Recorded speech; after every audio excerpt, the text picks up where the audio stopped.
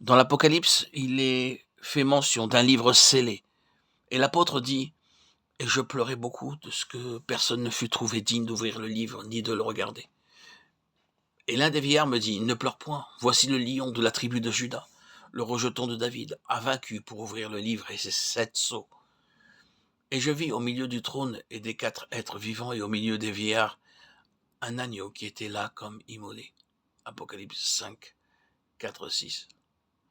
Ne perdez jamais de vue que dans l'Apocalypse, les 29 références au terme agneau désignent à chaque fois un petit agneau. Voici un petit agneau a vaincu. Étrange contradiction. Le lion, l'agneau, c'est du pareil au même. L'agneau équivaut au lion en termes de force et de victoire. Cependant, l'agneau est le symbole même de la faiblesse. Rien n'exprime mieux la faiblesse qu'un petit agneau. Vous n'aimeriez pas faire peser une lourde charge sur un petit agneau. Mais notez bien ce qui est dit dans ce livre à propos du petit agneau. Ces terribles forces combattront contre l'agneau et l'agneau les vaincra. Apocalypse 17, 14. On pourrait volontiers croire cela du lion, mais c'est l'agneau qui les vaincra. Faiblesse et force réunies dans un même être. Se laisser faire comme un agneau mené à la boucherie, sans opposer aucune résistance. C'est là que réside le secret de l'autorité. Il s'enfuit de devant la face de l'agneau. Étrange contradiction. De l'obéissance et de la soumission découle la domination. Une domination qui sera donnée à l'agneau et à lui seul. Débonnaire-té, qu'entendez-vous par là?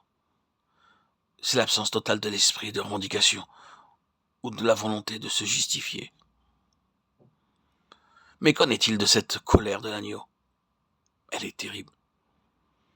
Il y a une puissance mystérieuse et infinie dans l'agneau, qui ne s'explique nullement sur un plan naturel. Prenez l'aspect naturel et tout parle de faiblesse et d'impuissance, de soumission et de douceur.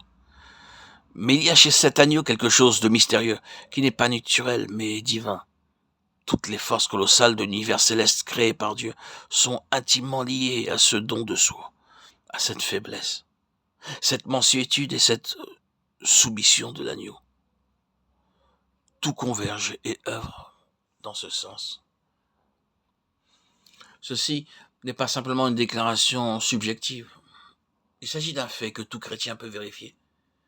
Et beaucoup d'entre vous savent fort bien que cette façon de procéder a fait ses preuves.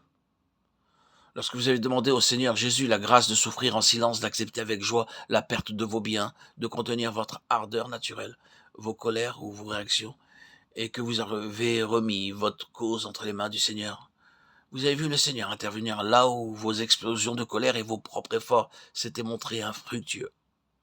Vous avez vu alors le Seigneur agir lorsque vous avez lâché prise et que vous êtes vous-même effacé. Voilà le chemin à suivre. Et ceci ne nous est pas naturel. Non, nous avons une nature complètement différente de celle de l'agneau. Nous le savons très bien.